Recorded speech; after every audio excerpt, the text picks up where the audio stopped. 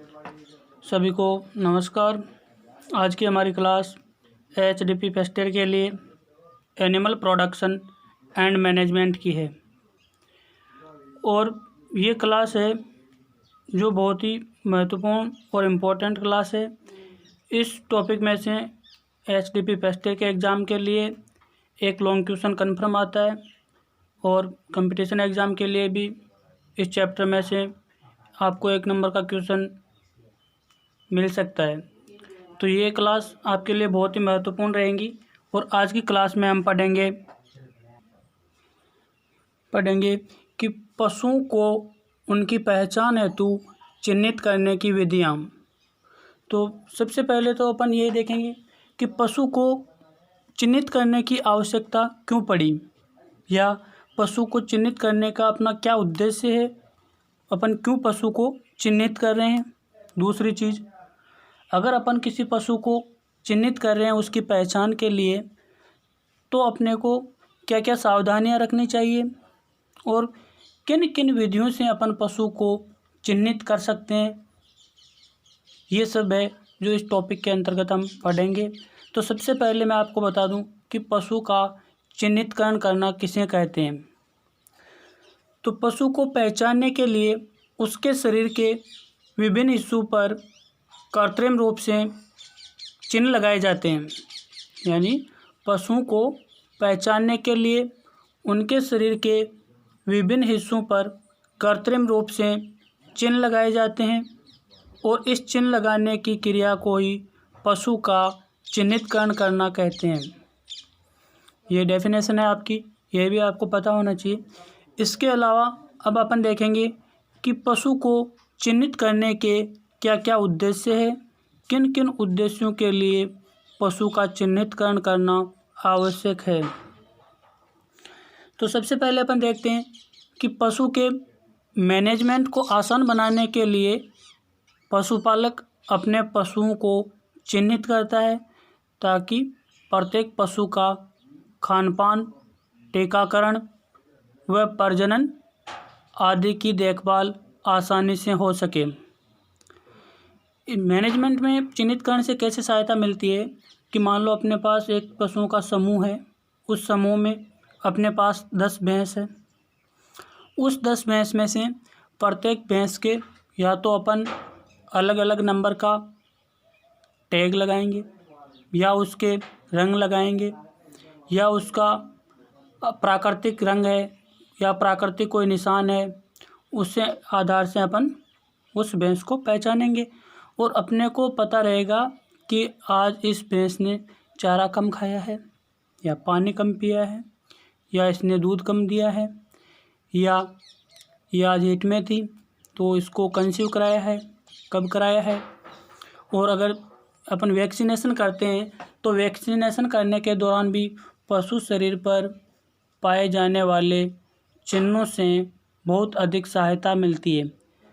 उस चिन्ह के माध्यम से अपन पहचान लेते हैं कि इस पशु का वैक्सीनेशन हो गया है। दूसरा उद्देश्य है कि पशुपालक अपने प्रत्येक पशु की सही पहचान कर सके। भाई पशुपालक को पता रहेगा कि मेरे पशु है, मान लो अपने पास 10 गाय, पड़ोसी के पास 10 गाय और पूरे गांव में 5-7 गायों का समूह है। उन गायों के समूह को अपन चराने के लिए ले जाते हैं तो अपने समूह का अपने को पता होता है कि मेरे जो समूह की गाय है उनका ऐसा रंग है या वो ऐसे चलती है, इतने नंबर के उनके टैग लगे हुए हैं या ये निशान है जो मेरी गायों पे दूसरी गायों पर नहीं है। तो पशु की सही पहचान करने में भी चिन्हितकरण सहायक होता है। इसके अलावा है प्रत्येक पशु का रिकॉर्ड आसानी से संधारित किया जा सकता है।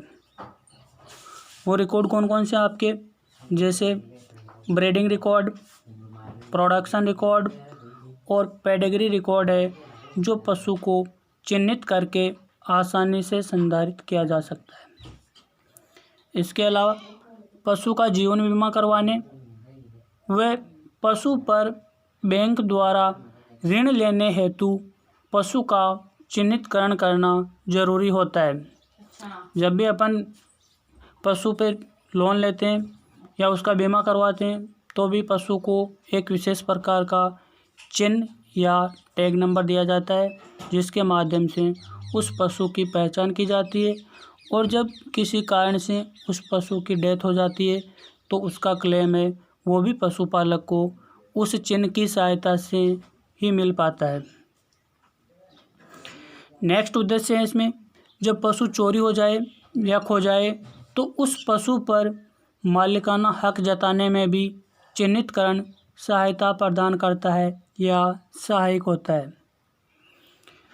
नेक्स्ट आपके पशु का क्रय विक्रय, प्रदर्शनी व प्रतियोगिताओं में भाग लेते समय पशु की पहचान बनाने हेतु भी चिन्हितकरण आवश्यक या सहायक होता है कि ये पशु है।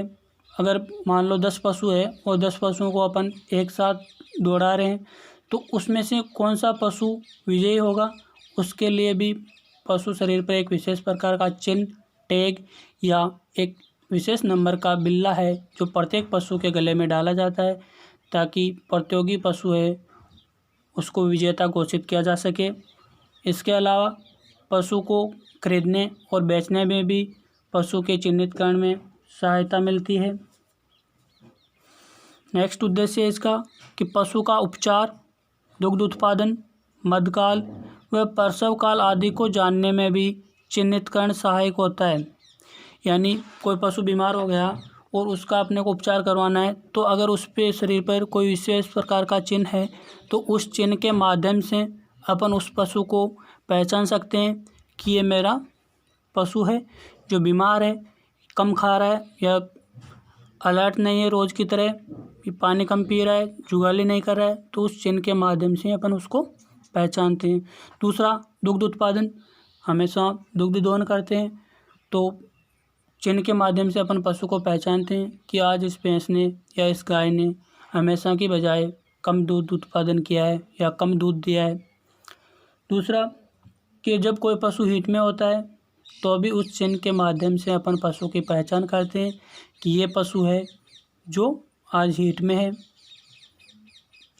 ये बाली दे रहा है या बार बार पेशाब कर रहा है या अन्य पशु पर माउंट करने की कोशिश कर रहा है, तो उसके मध्यकाल का पता है वो भी चिन्ह के माध्यम से लगाया जाता है। अगर कोई पशु प्रेग्नेंट है तो उस पशु का भी अपन चिन्ह के माध्यम से पता लगा सकते हैं। अगर मान लो एक ही नस्ल की 10 भैंस है तो उसमें से अपने को नहीं पता लगेगा कि इसमें से किस भैंस को कब गर्भित करवाया था, लेकिन उसके शरीर पर जो चिन्ह या निशान पाया जाता है उसके माध्यम से अपने को पता रहता है कि इसका जो इस समय पे गर्भित कराया था और इसका प्रसव काल इतना हो गया, इतना बाकी है। इन सब जानकारियों के लिए पशु को चिन्हित करना बहुत ही आवश्यक होता है। और ये आपका जो टॉपिक है, इस टॉपिक में से एक लॉन्ग क्वेश्चन है जो आपको कन्फर्म पूछा जाता है STP पेस्टर के एग्ज़ाम के लिए, और ये कंपटीशन एग्ज़ाम की दृष्टि से भी आपके काफ़ी इम्पोर्टेंट टॉपिक है। इसमें पशु को चिन्हित करने के उद्देश्य से लेकर पशु को चिन्हित करने की विधियों तक कोई भी क्वेश्चन है वो आपको पूछा जा सकता है। तो आज की हमारी क्लास यहीं तक होगी। नेक्स्ट क्लास में हम पशु को चिन्हित करते समय ध्यान रखने योग्य बातों के बारे में पढ़ेंगे। और आप सभी का बहुत बहुत धन्यवाद।